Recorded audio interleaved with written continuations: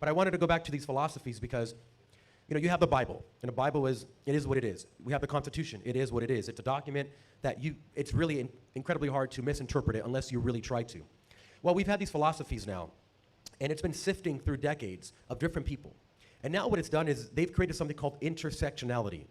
And I don't know if you've heard this term before, but it essentially says that everyone is oppressed in some way. We just have to find out how you specifically are oppressed. If you're a minority, well, you're oppressed by the white man, right? The white person, white privilege, white extremism, everything. Now working out is white supremacy. Having kids, now I don't know if you've heard this, they're saying having kids is white supremacy. Everything that is from the Bible, a man and a woman, they want to confuse that too.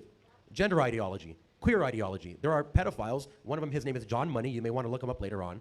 He's the one that, him and a few other people invented this stuff that said, no, you can be a man or a woman on any day that you wake up. It doesn't matter. Well, that's anti the Bible, completely anti the Bible.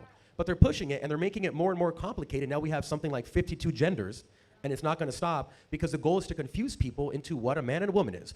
There was a Supreme Court hearing not too long ago by our newest Supreme Court Justice, Ketanji Brown Jackson. And this is the person who was supposed to make the hardest decisions in the entire country. And Senator Marsha Blackburn asked her a question. She says, what is a woman? And the Supreme Court Justice nominee, you know what the answer was? Who was, by the way, she's a woman? She says, I don't know. I'm not a biologist. Now, this is a Supreme Court justice. If you can confuse children, you see, this is a cult. And the cult takes directions from the people at the top. If you can get children to not even understand the basic fundamentals of what a woman and a man is, which the Bible clearly states, then they're going to have a conflicting idea of, is the Bible right or is it wrong?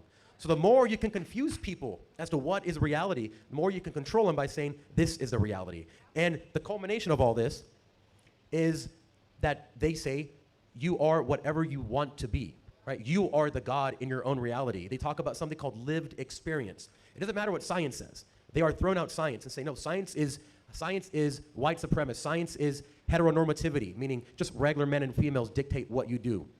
And if they can confuse you to the point where you don't understand what reality is, then you're going to look to someone to tell you what that reality is. Normally, you would have a community and you'd have a pastor in a church and they would read the Bible and that's the Word of God. But in this case, the Word of God is now whatever is in your head.